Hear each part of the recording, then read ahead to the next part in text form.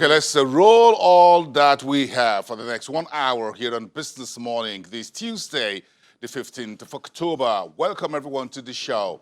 I am Bosin Amafaye, and we welcome our viewers here in Nigeria and around the world. We're trying to center what is in the news this morning around the land border closure that the Nigerian authorities have just announced, and we're trying to drill this down for everyone.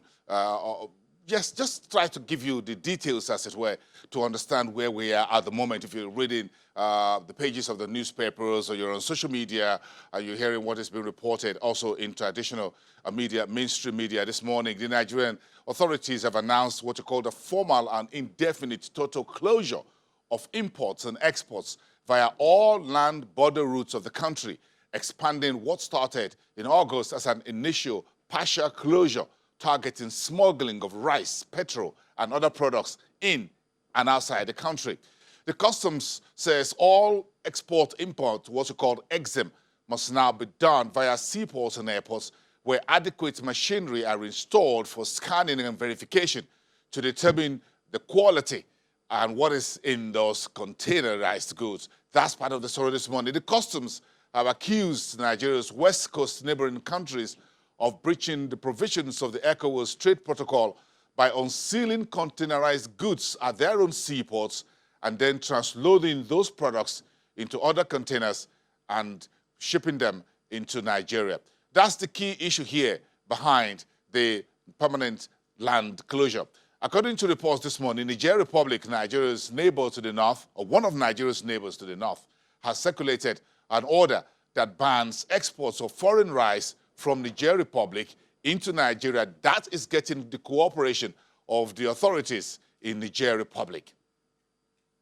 Meantime, the Immigration Service says 1,111 foreigners who are trying to enter Nigeria without the requisite travel documents have been disallowed entry, and that figure was the total since August 20 partial border closure started.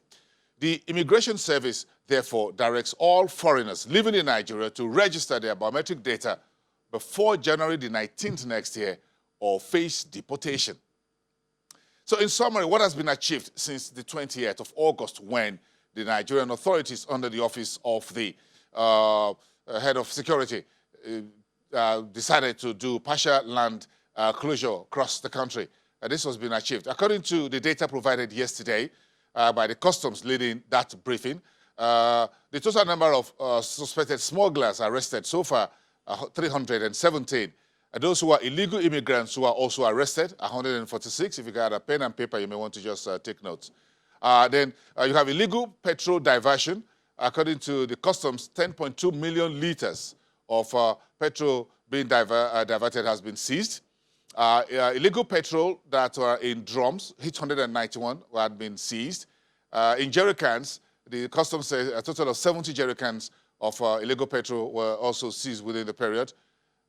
Moving on to rice, according to the customs, 50 kg bags of rice, totaling 21,071, had been seized over the last 1 month or 2 months where this closure started. In terms of vehicles or automobiles, the customs say 150 vehicles have been seized. Vegetable oil, 2,665 in jerry cans, and vegetable oil in liter tankers. The customs says that 66,000 had been seized. In terms of NPK fertilizers, which are used to make explosives, which could be used by insurgents and other criminals, the customs says 131 bags of this banned fertilizer for explosives had been seized. If you quantify all of that, according to the customs, the total comes to 1.43 billion naira. So the customs chief says that 95% of illicit drugs and weapons used for criminal activities in Nigeria come through the country's many porous borders.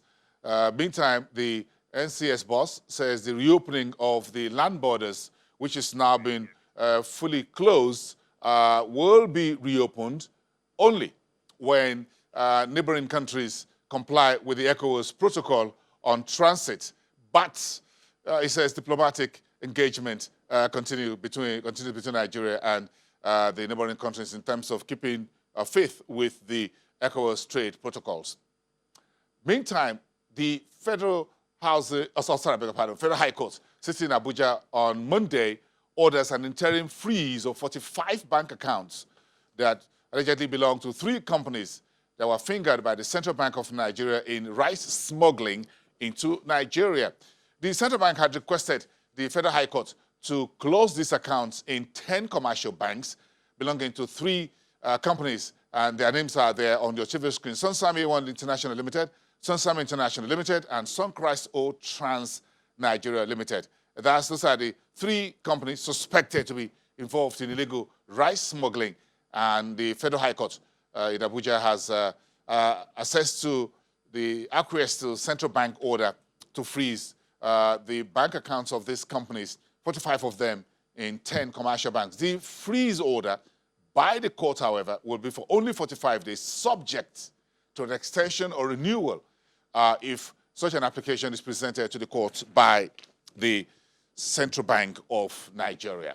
That's where we are, in summary, with the land closure, border closure that's now been announced by the Nigerian government, bringing to full closure whether the authorities will reopen the borders or not. Now, the land borders are firmly closed for any form of import or export.